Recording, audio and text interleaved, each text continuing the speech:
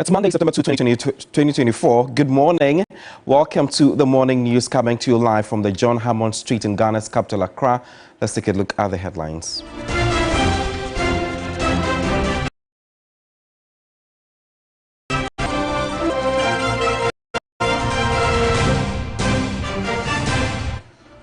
In the bulletin, an independent presidential aspirant and leader of New Force Movement, Nkrumah Manifesto, says he will create 800,000 jobs in all regions if elected as president of Ghana. Man in police grapes for vandalizing monument of the Big Six at Airport Runabout in Accra. Millions of cedis worth of property destroyed on Sunday fire outbreak at Accra Zongo Lane.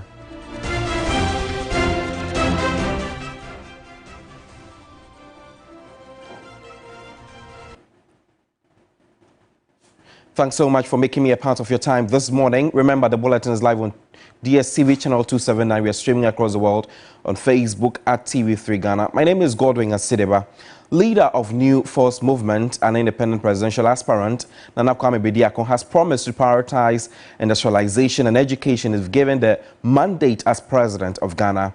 Outlining his vision for the country at the launch of his manifesto, Nkrumah Manifesto noted that he will build Ghana on 12 pillars for economic freedom and create 800,000 jobs in each region as president. We are determined to bring out every region's wealth. So as you can see, we have searched every region inside out and realized what sort of wealth that can be created there and projected it in the next 10 years. Ghana will have an economic output at 4.7 trillion with the 13 million hectares of arable land and all these minerals.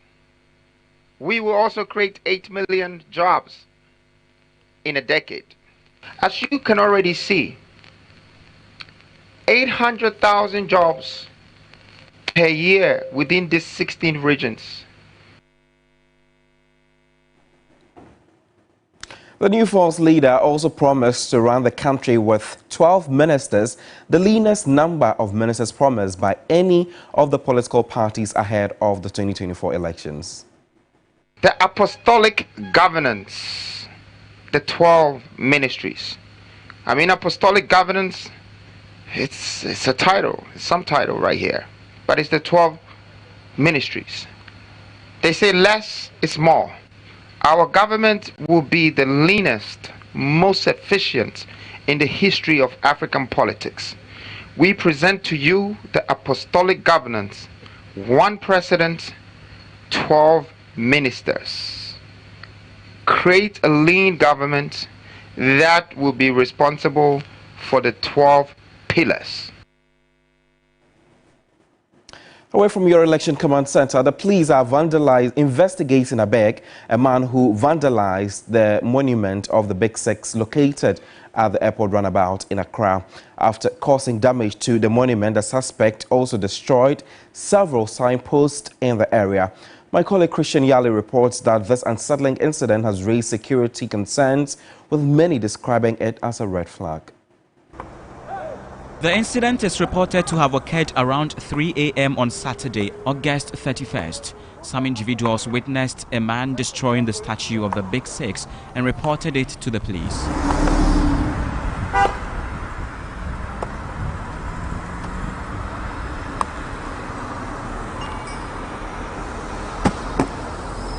Upon visiting the scene, we found that the monument had been vandalized, with no intact statues remaining. The broken pieces of the statue and some blocks were scattered around, leaving the iron rods exposed.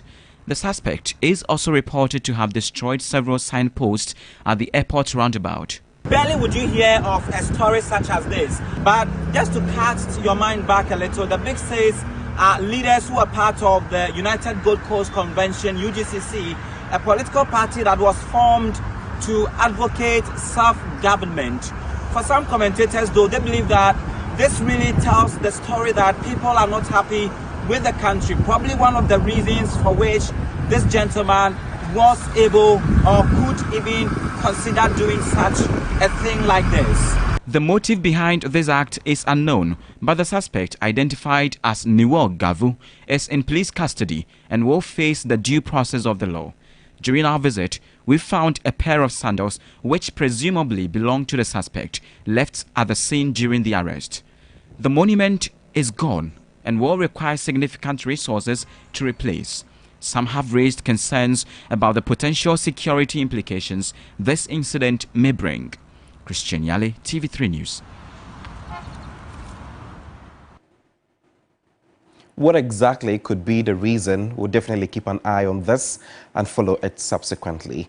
Properties worth millions of Ghana cedis have been destroyed in a fire outbreak at Accra Zongo Lane on Sunday morning.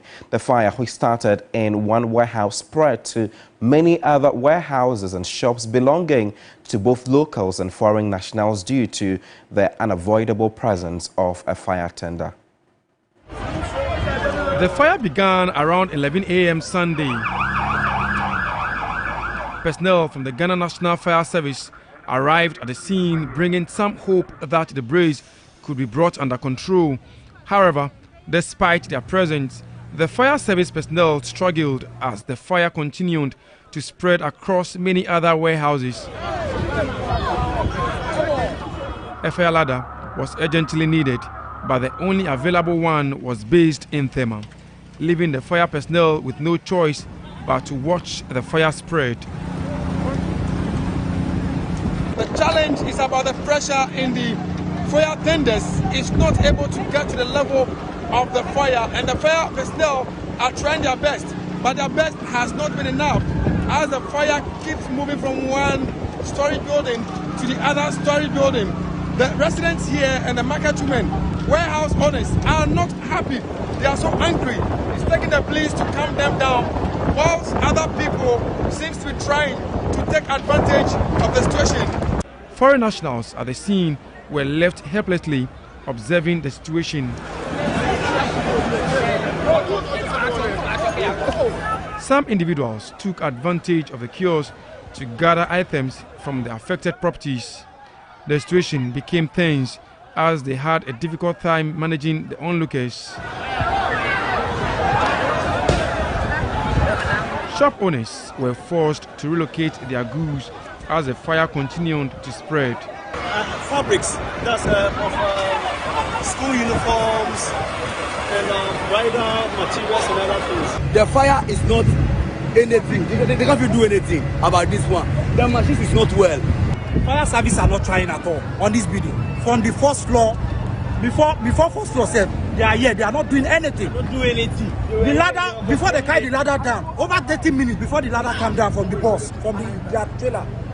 The immediate cause of the fire is yet to be determined. Joseph Armstrong, Good at TV3, Accra.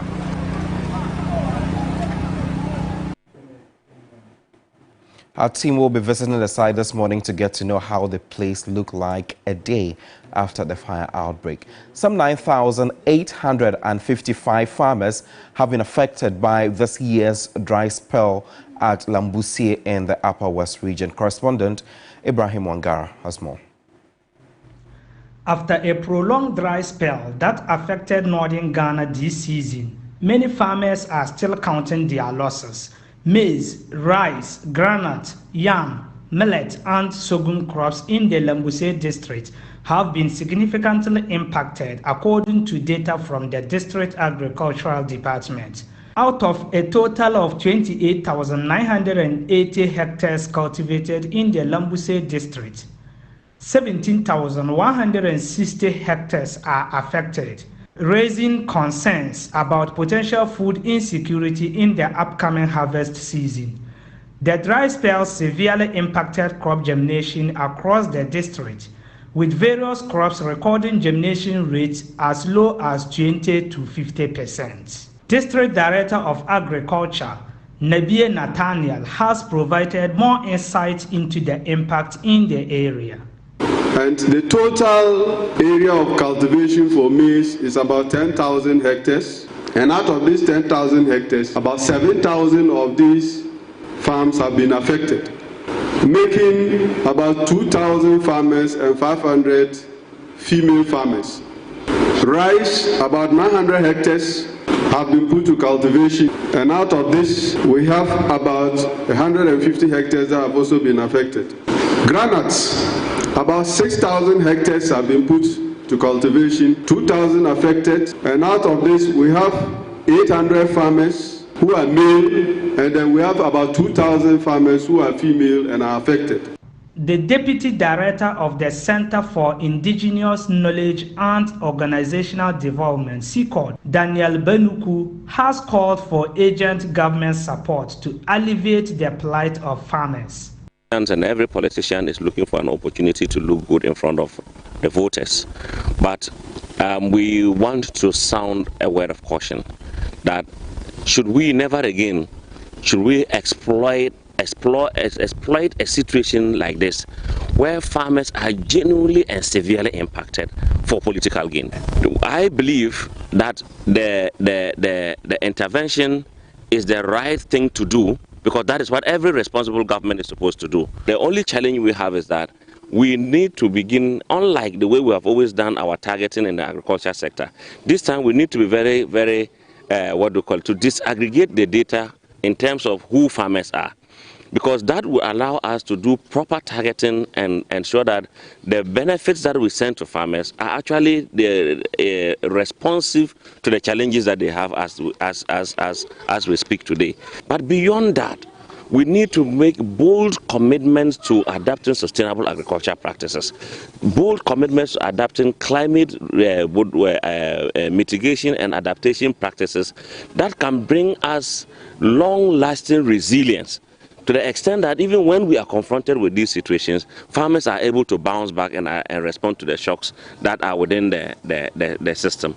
In addition to the Lambus district, other areas affected by the dry spell in the Upper West region include Sisala East, Sisala West, Nandong, Wa East, and Laura. Meanwhile, Finance Minister Dr. Mohamed Amin Adam has requested approval for 500 million Ghana cedi from the contingency fund as part of emergency response measures to address the imminent food insecurity. The government has imposed a ban on the export of grains due to the ongoing dry spell affecting the northern parts of the country. However, the Minister of Food and Agriculture has hinted a possible lift of the ban on the export of grains by November this year. You know that it looks like all our neighboring countries, nobody is allowing grains out.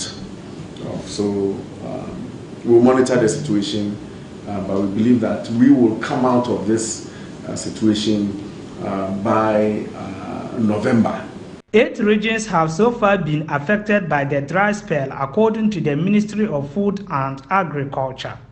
Ibrahim Wangara, TV3 News, Upper West. You're still watching the morning news here on TV3 with me, Godwin Asideba. Despite passing the Right to Information Bill, Ghana has ranked 70 out of 125 countries on the ease of accessing information on the central government budget. An open budget survey also scored Ghana 40 out of 100 in the transparency of releasing documents to the public. The report, published by Send West Africa and International Budget Partnership, indicates that Ghana has decreased the availability of budget information. The survey covered transparency of central government budgets, citizens' participation, and budget oversight.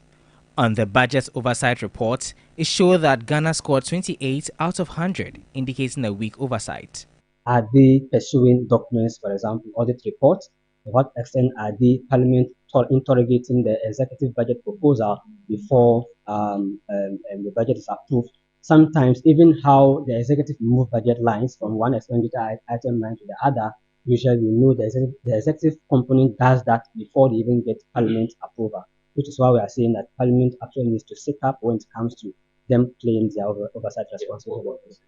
Meanwhile, Country Director of Send Ghana, Harriet Ajiman, recommends, among other things, engagement with civil society organizations in the implementation of budgets. When you generate the resources, you have to let the people know that, well, I took this revenue from you to do A, B, C, or D, and you have to get their inputs in terms of what they want you to use those resources for. That is, you have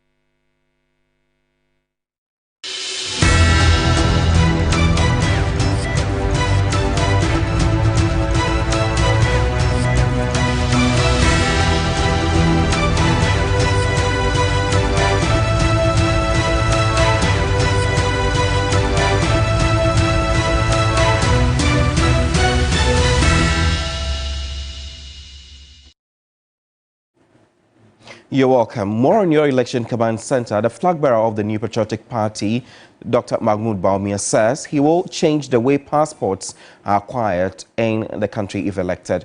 During his Greater Accra regional campaign tour on Sunday, he said anyone seeking to acquire a passport will only have to pay the required fee and the passport will be issued if the person already has a Ghana card. Dr. Mahamudu Bawumia, along with party executives, visited 4 constituencies to campaign for votes ahead of the December 7 polls. The delegation first visited the Wejagbari constituency, where the NPP flag bearer visited 5 churches.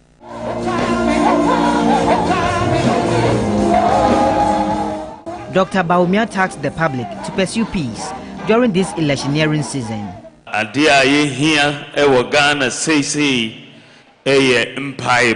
What we need in Ghana now is prayers because we are going into an election. Election is about exercising of one's opinion. We don't want any violence to mar it. In the Anyasuotuom constituency, Dr. Bawumia met and greeted residents, discussing his manifesto promises with them. He later held a rally to outline his vision and direction for the country. Parliamentary candidate for Anyasuotuom, Elder Emmanuel Tobin, promised that the NPP would secure 75% of the total valid votes in the constituency.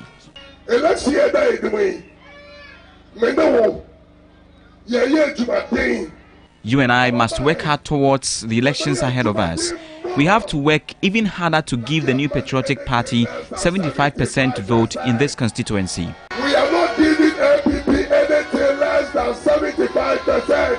Dr. Bawumia stated that his next administration would reform the process of acquiring passports in the country.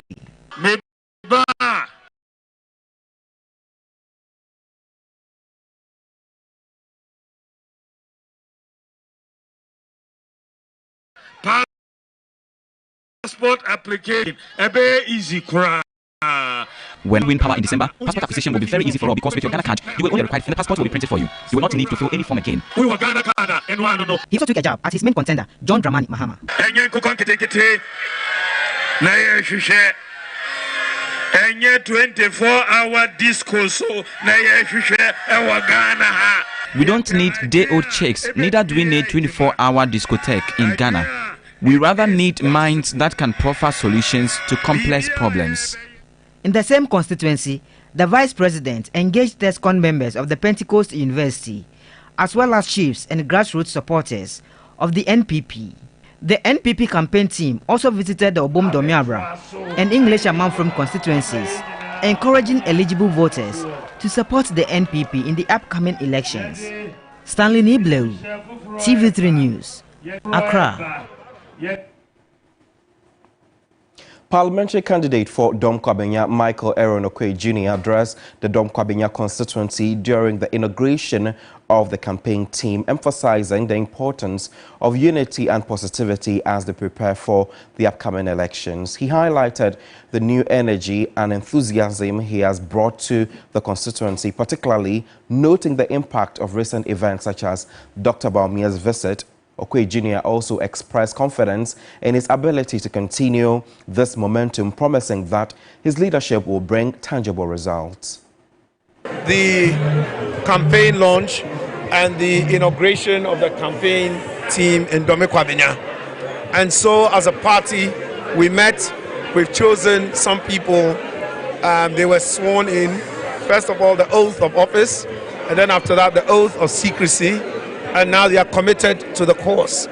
But of course, in the meantime, we need to uplift our spirits we need to feel very positive about the work we are going to do.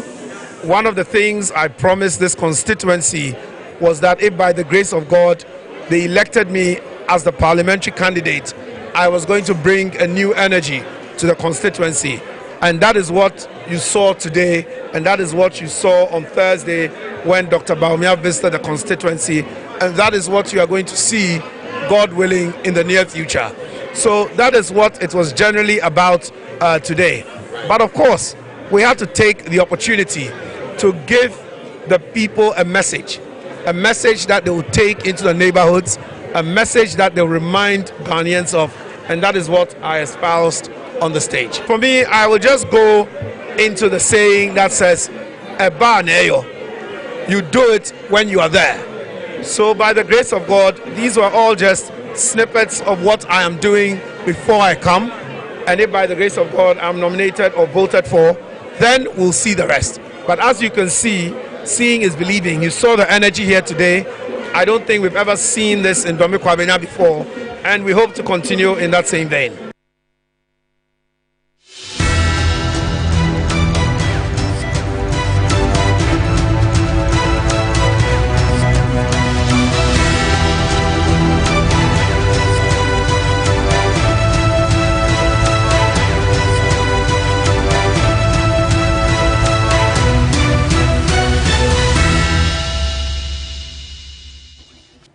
We talk security now. In the small town of Bolet, residents are living in fear as a wave of mysterious murders continue to claim lives. While the deaths have left families traumatized, residents have had to live in fear as movement at night has been restricted.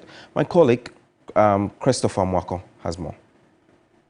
According to the 2021 Population and Housing Census, the Bolet district's population was 115,800 between 2022 and July 2024.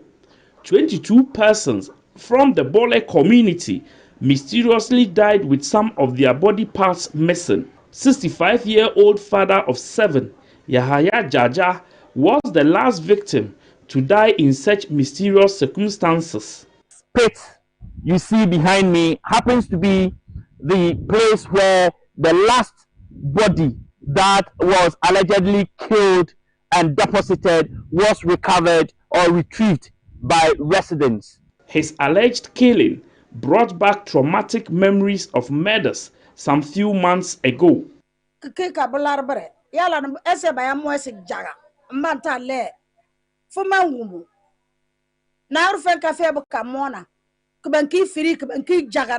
I have come to the home of 65-year-old Yaya Jaja, one of the victims of the mysterious deaths in Bolet. His family are still traumatized by his killing. We were just there and they called that they killed him unexplained. And the people who killed him, we don't know.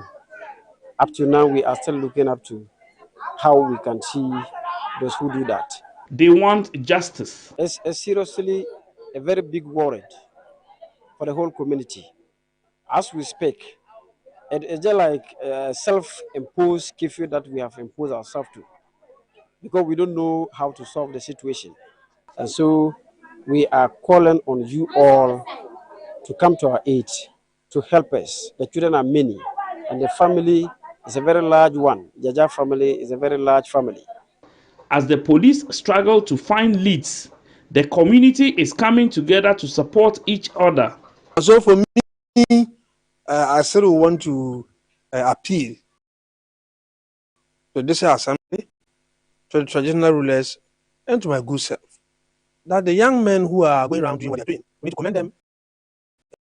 We need to commensurate the effort that they are making. Between 2022 and August this year, some 22 persons in the Bolet community lost their lives mysteriously. Now, in a bid to avert further deaths in the community, the Bolet District Assembly installed several street lights on the principal streets of the Bolet community. But residents say that is not enough. 2 months now call off. What the faha no lights. the beer they corner beer now oil nti eya omutumi kokun obia enhu. A youth group in Bolet, known as the Concerned Citizens of Bolet, staged a protest to demand an end to the bizarre and unexplained killings in the Bolet community. To draw your attention to the serial killings in the Bolet district and to demand swift action from your outfit to restore peace, order, and hope in our community. Bolawura Kutuge Feso the First, paramount chief of the Bolet traditional area, though worried, believes the perpetrators will soon be arrested. Predecessors witnessed such a thing, but it's on the ascendancy during my reign. So it's a source of worry to me. I'm in daily touch with the security outfit. So whatever support that we have, whether it is physical, financial, we'll try in our own small way, at least, to make them happy here. The deployment of a team of experts to Bolet and its environs by the police administration to support the regional police command to unravel reported cases of unnatural deaths in the town over the last 6 months has been hailed as contributing to reducing the number of deaths. With the police presence, there is emerging hope among residents that just one day the perpetrators will be found and prosecuted. Christopher Marco, TV3 News, Bolet. And that's how we end the morning news here on TV3. My name is Godwin. For more news updates, kindly log on to 3news.com. New day continues shortly. See you soon.